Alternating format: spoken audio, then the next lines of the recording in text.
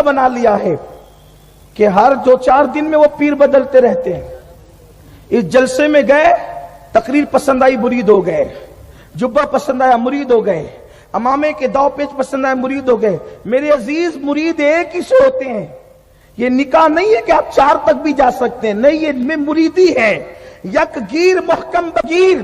جب تک پیر سنیت پر قائم رہے اور شریعت کا پابند رہے، اس وقت تک پیر کو چھوڑا نہیں جا سکتا. اگر تیرا پیر سنی صحیح العقیدہ ہے اور پابند شرع ہے تو پھر تجھے صرف خسرو بننے کی ضرورت ہے. ہر پیر محبوب الہی ہے. نعرہ تکبیر، نعرہ تکبیر، نعرہ رسالت، نعرہ رسالت. پیر کا فیضان مل کے رہتا ہے. پیر بدلی مت کیا کرو. ایک ہی در سے جا گئے وہیں سے وابستہ رہو. ایک چوکھٹ پکڑ کے رہو. پھر کیا شان ہوتی ہے؟ خسرو بنو خسرو. جب حضرت خسرو کا وصال ہوا، امیر خسرو کا، تو دلی کے چند علماء آئے، کہا چلو خسرو کا انتقال ہو گیا، چل کے اس کی میت میں شریک ہوتے ہیں اور جنازے میں شرکت کرتے ہیں. حضرت امیر خسرو کا جنازہ رکھا ہوا تھا، چہرے پہ چادر پڑی ہوئی تھی. علماء نے ہاتھ اٹھا دیے. کچھ ان میں سے کچھ علماء ظواہر تھے، نسبتوں پر شاید اتنا یقین نہ تھا. اے اللہ خسرو کی مغفرت کر دے.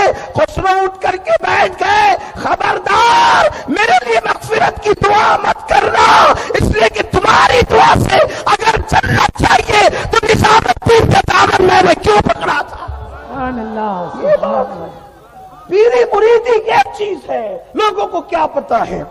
حالانکہ دعائیں مغفرت منع نہیں ہے، میں اس کا منکر نہیں ہوں، لیکن جب منزلیں اوپر کی ہوتی ہے تو بات بھی اوپر کی جاتی ہے.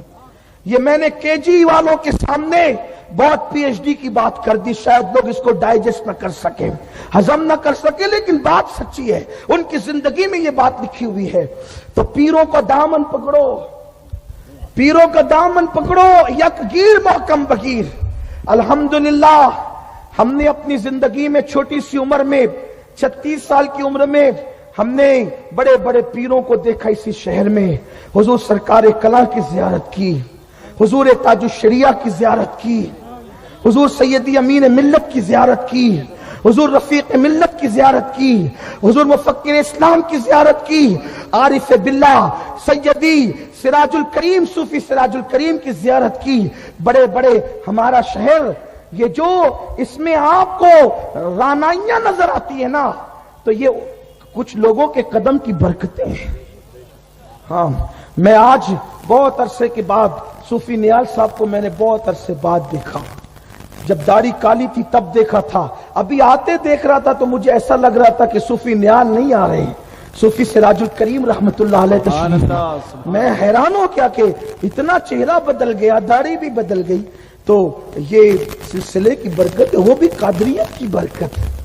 قادریت تو بہرحال قادریت ہے نا، لوگوں کو پتا نہیں ہے. لوگ تو بس رسمی طور پر مرید ہوتے ہیں. 24 لم کا کھاتا تھا 48 کا ہو جائے، کھاتے کے لیے مرید نہیں ہوتے، اللہ کے قرب کے لیے مرید ہوتے ہیں، سائزنگوں کے لیے مرید نہیں ہوتے. اگر کھاتے اور سائزنگ کے لیے کوئی مرید ہوتا تو پھر وہ آپ کے وہ کیا کون سا مارکیٹ کہتے ہیں اس کو، آپ جو جاتے ہیں نا وہ لوم والے کون سے بنکر مارکیٹ، وہ آپ کو کھاتا دینے کے لیے کافی تھا. وہاں کے مارواڑی کافی تھے، لیکن مارواڑی کھاتا دے سکتا ہے اور پیر خدا کا قرب عطا کرنے کے لیے ہوتا ہے.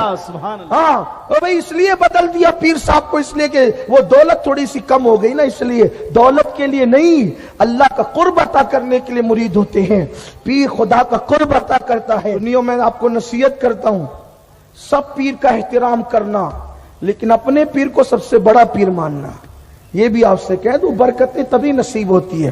اور اگر کوئی اپنے پیر کو سب سے بڑا پیر مانے تو دوسرا اعتراض نہیں کرنا. آج کل مسئلہ یہ ہو گیا ہے کہ اپنے پیر کو بڑا مانو، ٹینشن نہیں ہے، دوسرے کی توہین مت کرو، سب کا احترام کرو. جیسے اپنے باپ کو باپ مانتے لیکن دوسرے کے باپ کی بے ادبی نہیں کر سکتے. ہر ایک کے باپ کی آپ کو تعظیم کرنی ہوگی، تب برکتیں ملتی ہے. تو اپنے پیر کو بڑا پیر مانو. آپ کا پیر بڑا سمجھا تبھی تو مرید ہوئے نا، کسی اور کو بڑا سمجھتے تب اس کے پاس جاتے نا، اس کے پاس آئے، مطلب کہ بڑا یہی ہے. اور جب تک بڑا مانو گے نہیں برکتیں نصیب نہیں ہوگی.